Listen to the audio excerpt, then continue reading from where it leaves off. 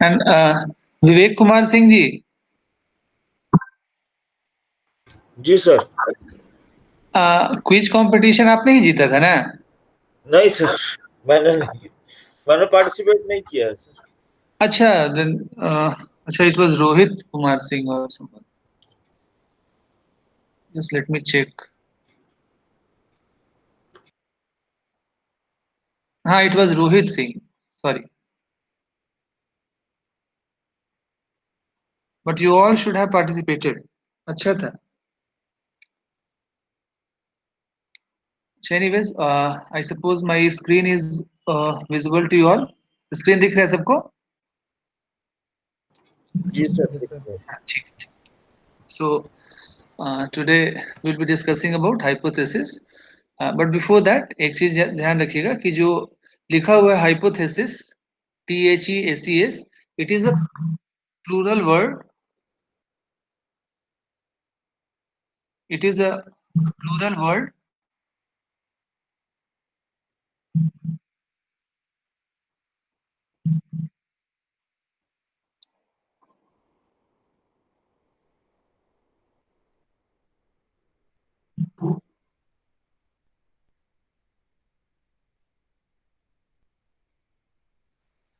और इसका जो सिंगुलर वर्ड होता है वो होता है हाइपोथेसिस, THESIS। ठीक है, तो it is a plural word और इसका सिंगुलर इज SIS।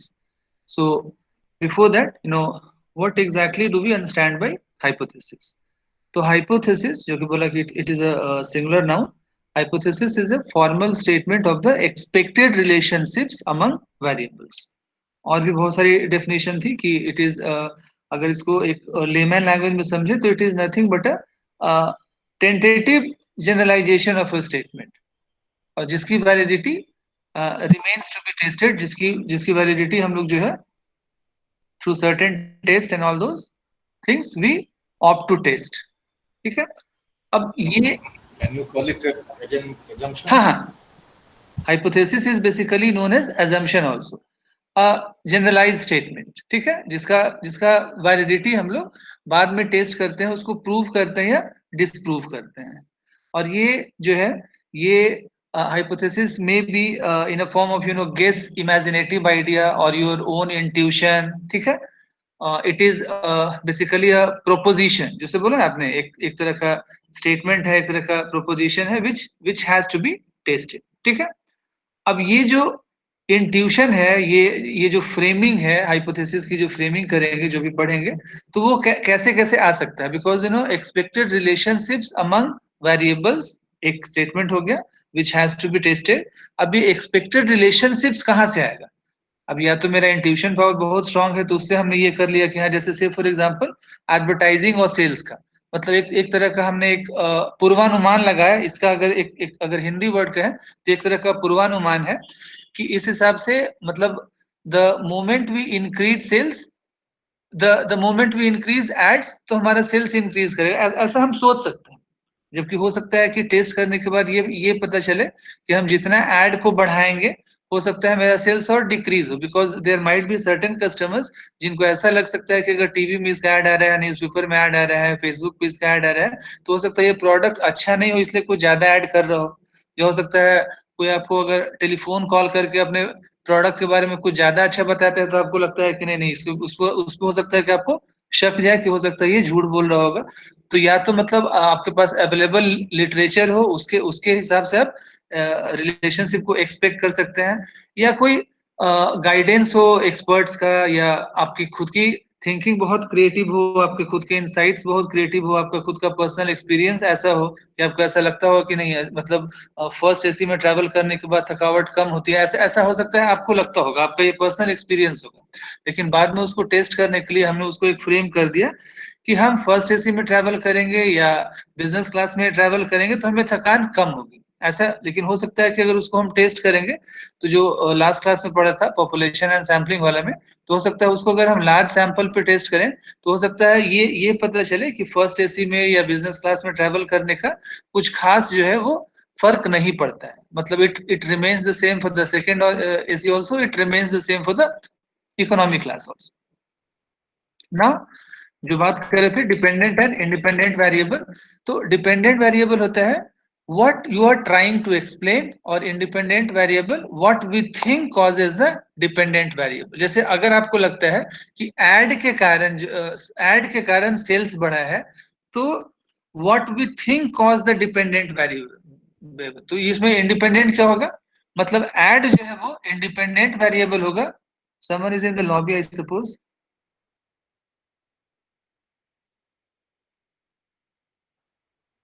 हाँ, रोहित कुमार सिंह जी, यू हैव कम।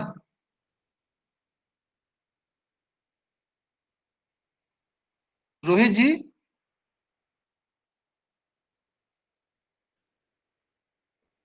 अच्छा एनीवेज,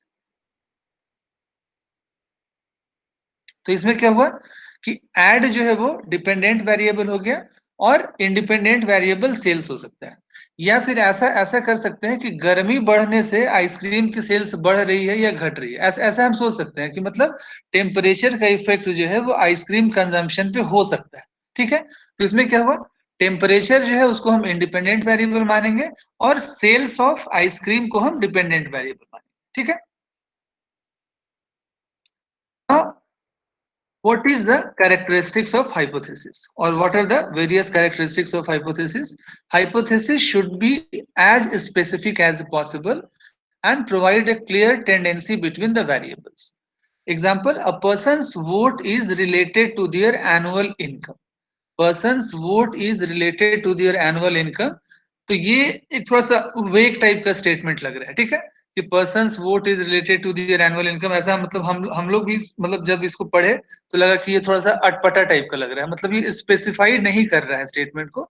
तो better statement would be American voters और से for example Indian voters with higher income are more likely to vote BJP या कांग्रेस या जो भी हो then are voters with lower income. तो ये हमने इसको थोड़ा स्पेसिफिक किया कि persons vote is related to their annual income, तो हम कहाँ के वोटर्स की बात कर रहे हैं, बिहार के वोटर्स की बात कर रहे हैं, झारखंड के वोटर्स की बात कर रहे हैं, यूपी के वोटर्स की बात कर रहे हैं, या एमपी के वोटर्स की बात कर रहे हैं, या किसी साउथ के स्टेट के वोटर्स की बात कर रहे हैं। बट हमने इसको स्पेसिफाई किया, मतलब इसको हमने बेटर बनाया, इसको और भी बेटर बनाया जा सकता था कि अब हम अगर सिर्फ हम अमेरिकन वोटर्स की बात कर रहे हैं तो ये भी थोड़ा वेग लग रहा है, लेकिन उससे पहले वाले से बेहतर है। But still it is not specifying, क्योंकि अमेरिका में भी तो हो सकता है ना भाई कि अलग अलग स्टेट्स हो, तो उस पर्टिकुलर स्टेट के वोटर्स जो हैं with higher income are more likely to vote Republican then are voters with lower income. Now, hypothesis must predict a relationship between two or more variables. It must be testable. It must be justifiable. It must be justified based on the rational और theory. मतलब ये नहीं कि हम अगर बात करें, जैसे अभी आया था एक वो भाभी जी पापड़ करके, तो भाभी जी पापड़ खाने से कोरोना चला जाएगा, मतलब इस तरह का जो है जस्टिफिकेशन जो है, इस तरह के रैशनल्स जो है वो नहीं आने चाहिए। मतलब एक सिंपल सा चीज है कि भाई जो बीमारी वर्ल्ड वाइड इतनी बढ़ी हुई है, जिसके लिए अभी भी इतना सारा साइंटिस्ट लोग लगे हुए हैं, फार्मास्यूटिकल इंडस्ट्रीज लगी हुई है, और उसको हम सिंपल एक मतलब उसको उसका उसका मजाक बना के हम उसको जस्टिफाई नहीं कर सकते। ठीक है, now there are various types of hypothesis. Causal versus associative. Causal में बोल सकते हैं dieting women participating in a formal exercise regimen will have greater weight loss than dieting women without an exercising program versus associative। associative मतलब अभी तक हमने इसको एक तरह का सिर्फ एक स्टेटमेंट है जिसमें हम किसी रिलेशनशिप की बात नहीं कर रहे थे, लेकिन अगर हम एसोसिएटिव रिलेशनशिप की बात करें तो इसमें there is a positive relationship between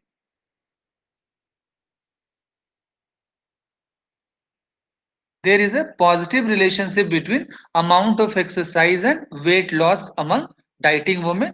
या इसका वाइस वर्सा भी कर सकते थे, जो कि अभी आगे पढ़ेंगे तो पता चलेगा कि किसको नल बोलते हैं, किसको अल्टरनेट बोलते हैं। There is a negative relationship between amount of exercise and weight loss among dieting women. Simple two variables versus complex, जैसे कि बताया कि it must be associative, it must define the relationship between the variables। उसमें उसमें ये बात नहीं कही गई थी कि सिर्फ दो ही वेरिएबल होने चाहिए, the variables can be two और मोर देन टू। जैसे अगर बात करें तो एडवर्टाइजिंग का इफेक्ट सेल्स पे, ठीक है। मतलब हमने दो वेरिएबल के बीच रिलेशनशिप की बात की, एड वर्सेस सेल्स। फिर हम बात कर रहे हैं कि एड और अच्छे सेल्समैन का जो इफेक्ट है वो सेल्स पे पड़ता है। मतलब एड के साथ हमने इसमें सेल्समैनशिप भी लाया, जो आप लोग फोर्थ सेम में आई सपोज पढ़िएगा, सेल्स एंड डिस्ट्रीब्यूशन मैनेजमेंट। तो उसमें यू विल नो कि what are the various attributes of a salesmanship. तो सिंपल टू वेरिएबल मतलब infants born to fast food addicted mothers have lower birth weight than infant। ये simple एक example है, example can be of your choice also। infants born to fast food addicted mothers have lower birth weight than infants of non addicted mothers, ठीक है। ये हम इसमें हमने दो सिंपल जो है हमने दो वेरिएबल की बात कर रहे हैं। Now infant born to fast food addicted mothers have lower birth weight, more neurological complications and higher mortality than infants of non-addicted mothers। अब अगर पहला स्टेटमेंट देखिएगा तो फर्स्ट स्टेटमेंट में सिर्फ और सिर्फ infants born to fast food addicted mother एक वेरिएबल है और infant with lower birth weight एक वेरिएबल है, ठीक है। अब इस सेकंड वाले स्टेटमेंट की अगर बात करें तो इसमें infant born to fast food addicted mothers, मतलब फास्ट फूड एडिक्टेड मदर्स के एक वेरिएबल हुआ, और उसके बाद फिर infants having lower birth weight, infants having more neurological complications, infants having higher mortality than infants of non addicted mothers. मतलब first statement में जो फर्स्ट वाला हाइपोथेसिस था, इसको हम बोल सकते हैं कि it is a simple hypothesis. it is trying to show the relationship between only two variables, while in the other case we are trying to establish the relationship between more than two variables। now non-directional versus directional hypothesis। तो सबसे पहले बात करेंगे directional hypothesis की। तो directional hypothesis मतलब directional और one tailed hypothesis states that which way you think the results are going to be। For example, in an experimental study we might say participants who have been deprived of sleep for 24 hours or more than 24 hours will have more cold symptoms in the following week after exposure to a virus than participants who have not been sleep deprived। मतलब यहाँ पे हम कहीं ना कहीं अगर इसको एक छोटे सेंटेंस में अगर फ्रेम करें तो हम बोल सकते हैं कि जो साउंड स्लीप लेते हैं उनमें हो सकता है कि वायरस का खतरा कम हो, मतलब उनमें वायरल फीवर का खतरा कम हो as compare to those person जो साउंड स्लिप नहीं ले रहे हैं, ठीक है। और अगर हम को रिलेशनल स्टडी की बात करें तो डायरेक्शनल हाइपोथेसिस हमेशा स्टेट करता है कि whether we are expecting a positive और नेगेटिव रिलेशनशिप। मतलब एक साइड हमें टिल्ट होना पड़ेगा कि या तो पॉजिटिव या नेगेटिव, दोनों की बात नहीं कर रहे हैं। डायरेक्शनल हाइपोथेसिस में we are giving a proper direction कि वेदर पॉजिटिव और negative correlation has to be obtain, ठीक है। जैसे we are stating how the two variables will be related to each other, whether there is a positive relationship between the two variables or there is a negative relationship between two variables। जैसे stressful life event का experience last year में किया तो कफ और cold ज्यादा बढ़ा, ठीक है। ठीक उसी तरह से non directional hypothesis, a non-directional or two-tailed hypothesis simply states that there will be or there can be a difference between the two groups or conditions, but does not say specifically which will be greater or smaller, which will be quicker or slower।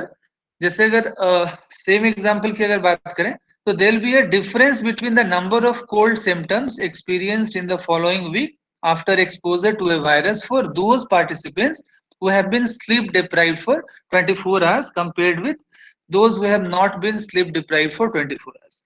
मतलब यहाँ पे अगर हम उसकी बात करें कि हमें पता है, जैसे अगर पहले वाले एग्जांपल में दें तो टेम्परेचर बढ़ेगा, तो एक तरफ हम स्टेटमेंट फ्रेम कर रहे हैं कि टेम्परेचर जब बढ़ेगा तो आइसक्रीम के सेल्स पे कोई खास प्रभाव नहीं पड़ेगा, ठीक है। मतलब हम बोलेंगे कि टेम्परेचर का इंक्रीज इन टेम्परेचर और सेल्स ऑफ आइसक्रीम में कोई रिलेशन नहीं।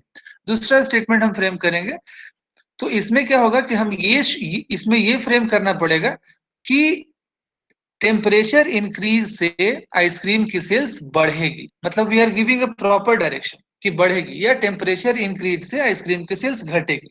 लेकिन दूसरे वाले में क्या बोलेंगे कि टेम्परेचर इंक्रीज से आइसक्रीम की सेल्स में मतलब फर्क पड़ेगा, लेकिन क्या फर्क पड़ेगा, बढ़ेगा कि घटेगा, we are not confident about this. Then null hypothesis and alternate hypothesis, generally इसी का यूज होता है management studies. The first step of statistical testing is the setting of hypothesis, जो कि बात भी किए थे कि रिसर्च प्रॉब्लम के बाद कोई एक प्रॉब्लम है, उसको सॉल्व करने के लिए सबसे पहला काम हम लोग करेंगे क्या, कि एक हाइपोथेसिस को फ्रेम करेंगे, ठीक है। जो और हाइपोथेसिस क्या होती है, एक proposition which has to be tested in due course of time, and it is also a description of the relationship between two और मोर देन टू वेरिएबल्स, ठीक है। बहुत बार हाइपोथेसिस को बोला जाता है कि it is nothing but a suggested answer to a problem in the research studies, कि एक तरह का मतलब सजेस्टेड आंसर है, क्योंकि हम एक क्वेश्चन पुट कर रहे हैं तो क्वेश्चन का कुछ ना कुछ तो आंसर मिलेगा। तो first step of any statistical testing is the setting of hypothesis. When comparing multiple group means we usually set a null hypothesis. For example, there is no true mean difference is a general statement or a default position. The other side is an alternative hypothesis such as there is a true mean difference. जैसे कहने का मतलब say for example, if we are comparing between the uh, behavior or voting patterns of Bihar and Jharkhand, और से for example अगर हम सिर्फ झारखंड में स्टडी कर रहे हैं तो voting difference of voting patterns between Ranchi and Jamshedpur. तो नल हाइपोथेसिस में अगर बात करेंगे हम तो ये बोलेंगे कि यहाँ के सैंपल में और जमशेदपुर के सैंपल में वोटिंग पैटर्न में कुछ खास डिफरेंस नहीं है, और ये हम कैसे कैलकुलेट करें, क्योंकि सबका स्कोर तो हम मतलब सबसे तो हम लेना बहुत मुश्किल है। अगर सबसे लेना है तो फिर अगर लास्ट वाले क्लास में जाएंगे तो किस पे जाएंगे, सेंसस पे जाना पड़ेगा, और जनरली सेंसस जो है वो बहुत टफ होता है। तो इसलिए क्या करेंगे कि हम अप्रोप्रिएट सैंपल लेंगे depending upon game of chance, कि सबके पिक होने का इक्वल चांस हो। अब उसको हम किसी भी मेथड से कर सकते हैं, random sampling, stratified random sampling, simple random sampling, ठीक है, या क्लस्टर सैम्पलिंग के थ्रू कर सकते हैं। तो पहला स्टेटमेंट फ्रेम करेंगे कि there is no true mean difference is a general statement, और दूसरी बार जब अगर हम अल्टरनेट पे जाएंगे तो there is a true mean difference between the voters of Ranchi and Jharkhand. और अगर नोटेशन की बात करें तो null hypothesis is generally denoted as HHO या H0, और अल्टरनेट को हम लोग H1 या HA बोलते हैं।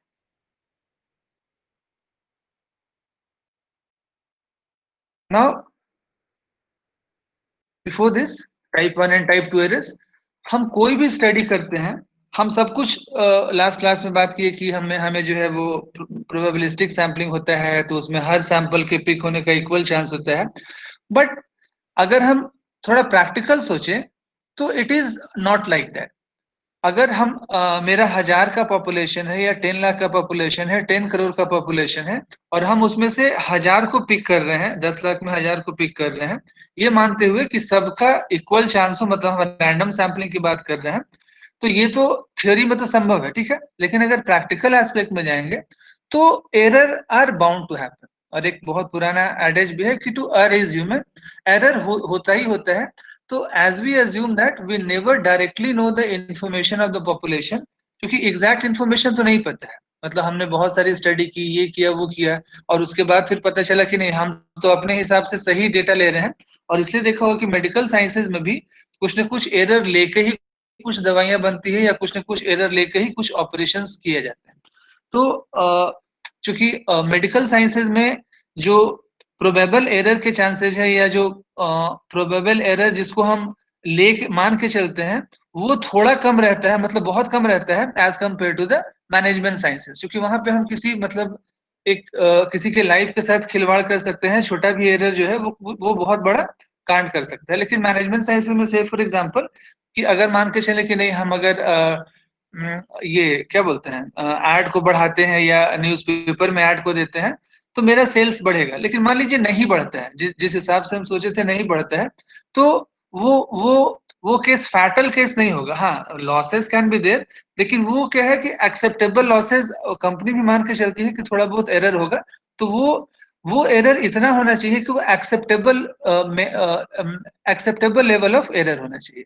So now, as we assume that we never directly know the information of the population, and we never know whether the statistical decision is right or wrong.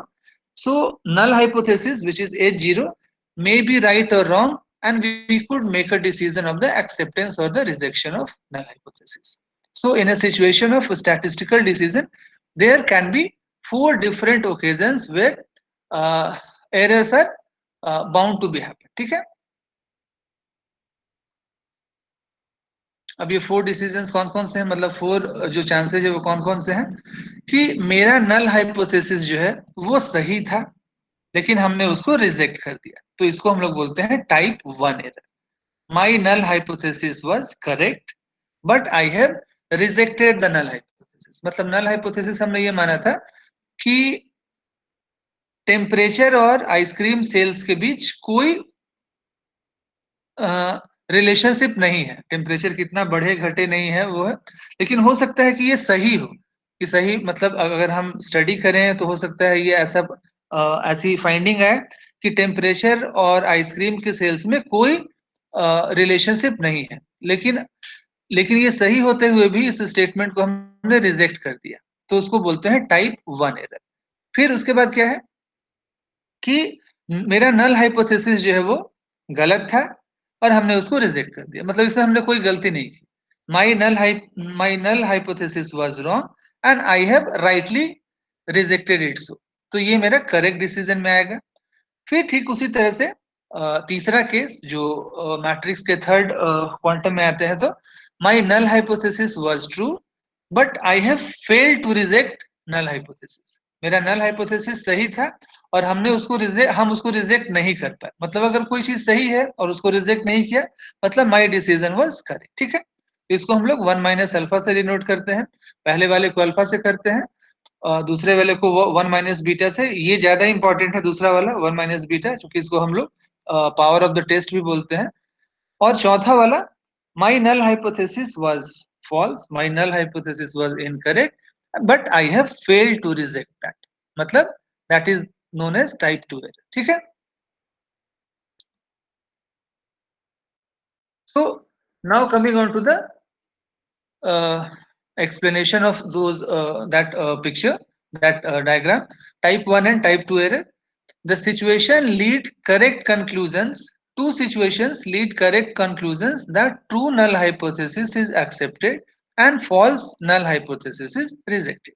However, the others are two incorrect erroneous situations that false null hypothesis is accepted and true null hypothesis is rejected. So type 1 error क्या होता है? Type 1 error, which is denoted as alpha error, refers to an rejection of true null hypothesis. Alpha is equal to rejection of true null hypothesis. Null hypothesis which was true, but I have rejected that truth. ठीक है, अब इसका vice versa, conversely, a type 2 error or which is being denoted by beta refers to an acceptance of false null hypothesis. My hypothesis was incorrect, my hypothesis was wrong, but still I have accepted that hypothesis.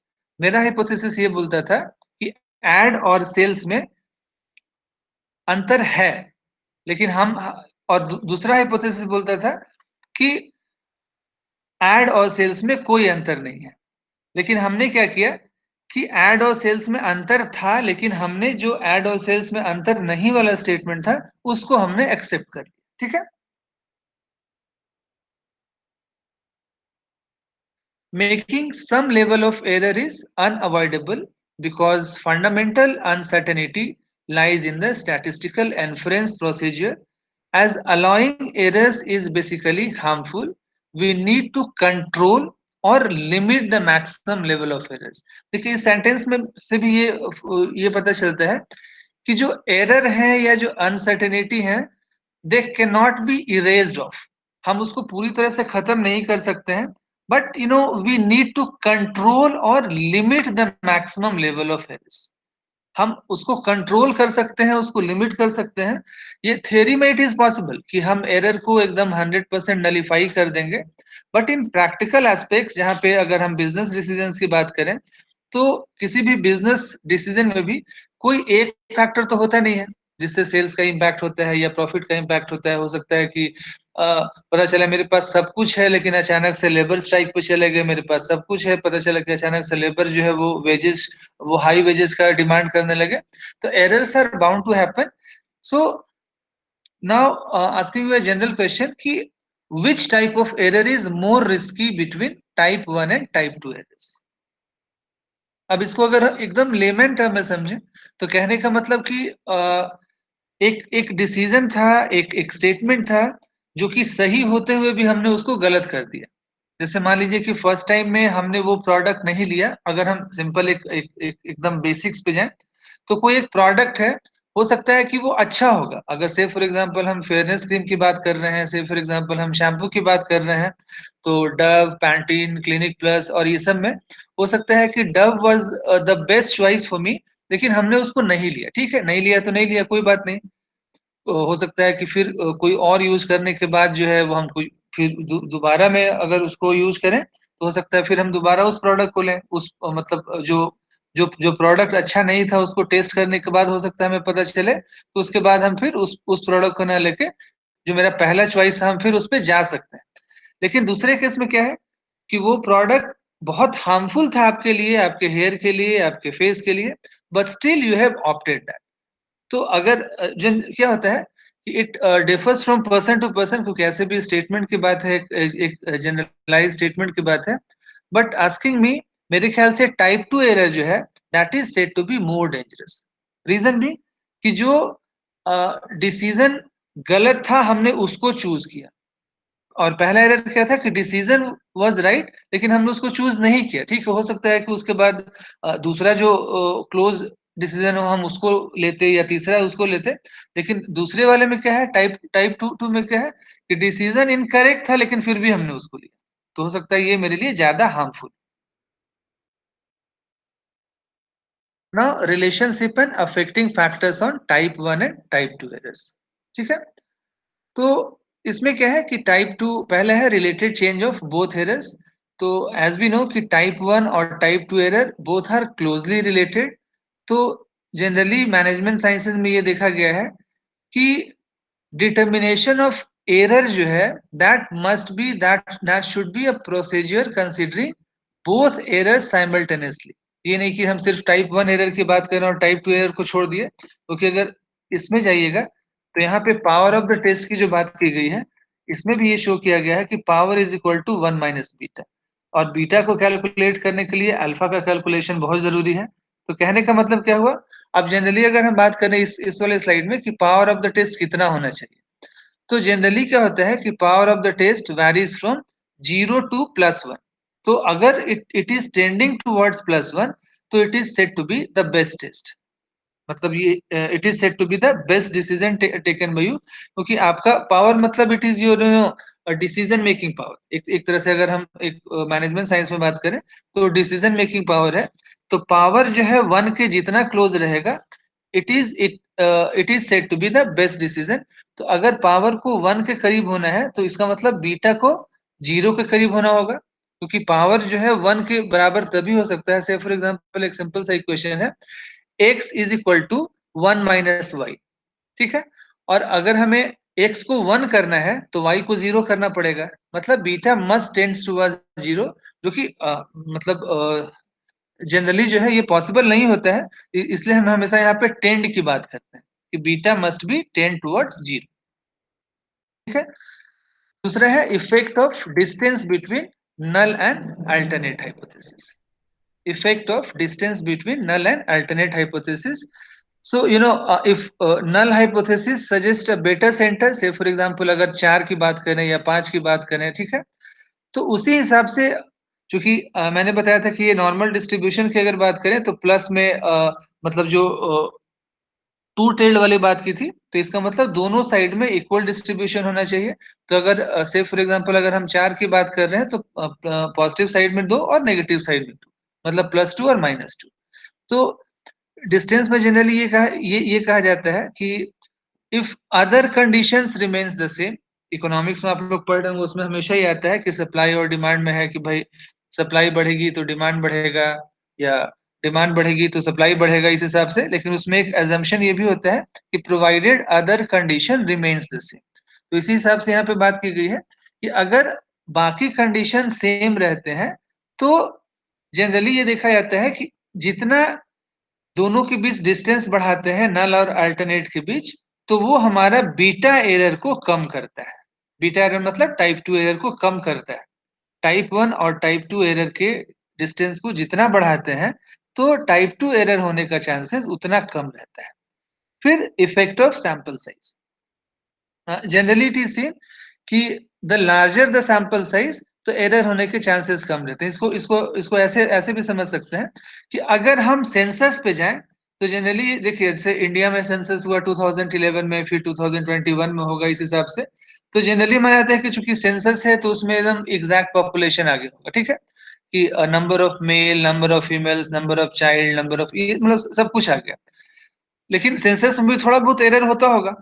लेकिन अगर census एकदम perfectly correct है, say for example अगर हम MBA WP student की बात करें, और अगर जो 20 स्टूडेंट है, 21 स्टूडेंट है, 22 स्टूडेंट है, हम एकदम उनसे चूंकि मैंने लास्ट क्लास में बताया था कि जो एक पेपर की कटिंग थी उसमें ये था कि जनरली क्या होता है कि अगर डेटा कलेक्शन अच्छा नहीं है तो कहीं ना कहीं जो है एरर होने के बहुत चांसेस है, हमारी फाइंडिंग पूरी की पूरी गलत हो जाएगी।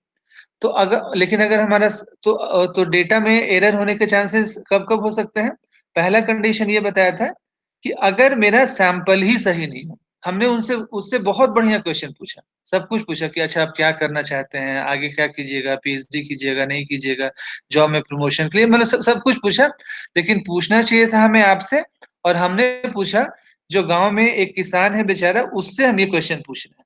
मतलब क्या था कि हम, मेरा क्वेश्चन सेट तो एकदम सही है, लेकिन हम जिससे पूछ रहे हैं वो मेरा जो रेस्पोंडेंट है वही वही सही नहीं है। दूसरा केस क्या था कि हम जो है डेटा सेट तो बहुत बढ़िया लिए हैं, हम अपना सैंपल तो बहुत अच्छा चूज किए हैं, एमबीए डब्ल्यूपी स्टूडेंट से ही पूछ रहे हैं, लेकिन क्वेश्चन उनसे क्या पूछ रहे हैं?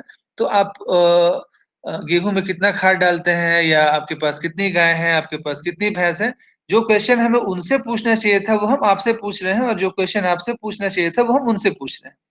तो इफेक्ट ऑफ सैंपल साइज में जनरली अगर बात करें, जो establishing the relationship which might affect factors on type 1 and type 2 error वाले में, तो जनरली इट इज सीन कि the larger the sample size और the appropriate the sample size, तो टाइप 1 और टाइप 2 एरर दोनों होने के चांसेस जो है वो मिनिमाइज होते हैं। तो मतलब एक टर्म में ये बोला जा सकता है कि as we keep on increasing the sample size, so we can get satisfactory low levels of both alpha and beta errors. We can get satisfactory both low level of both alpha and beta errors. इसमें आता है statistical significance level और statistical power. तो statistical significance level होता है type 1 error level of often is called a significance level. Type 1 error का जो level होता है it is often called a significance level, and in a statistical testing we reject the null hypothesis when the observed value from the data set is located in the area of extreme 0.05 and conclude that there is uh, there is a certain evidence of difference from the null hypothesis when we set the alpha level at 0.05.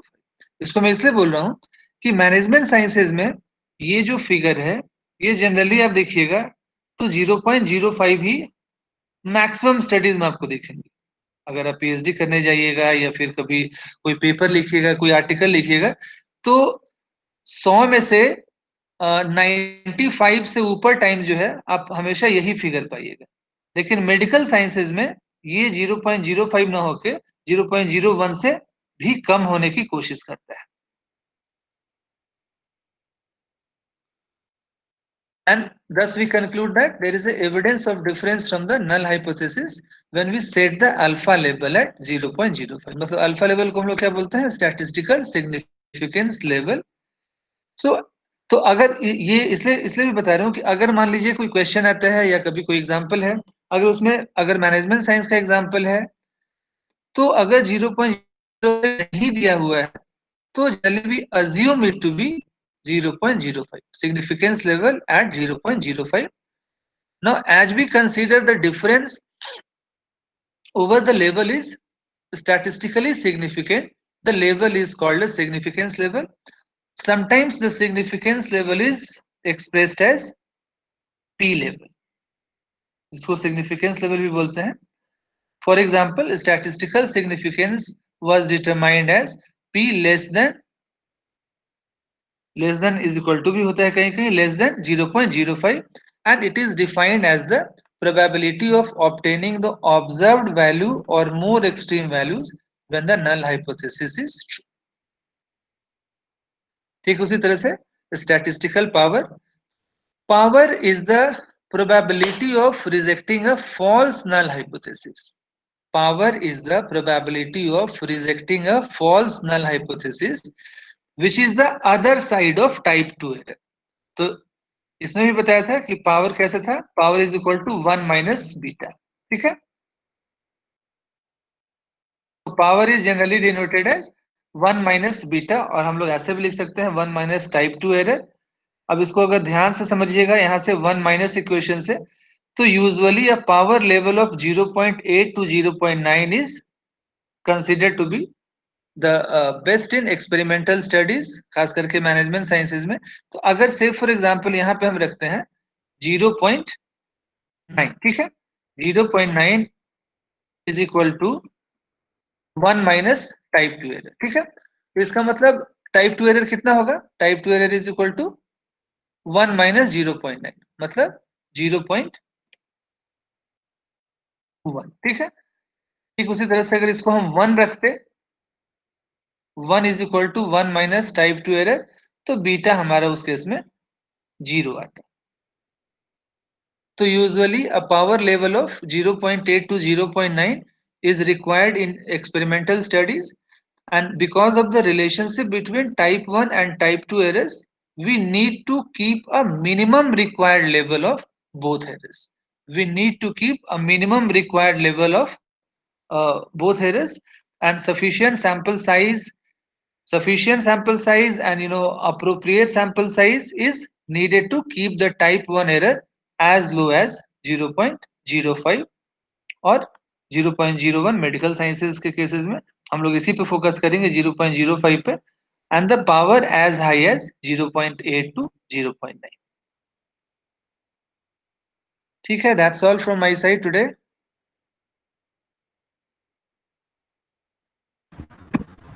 Thank you, sir.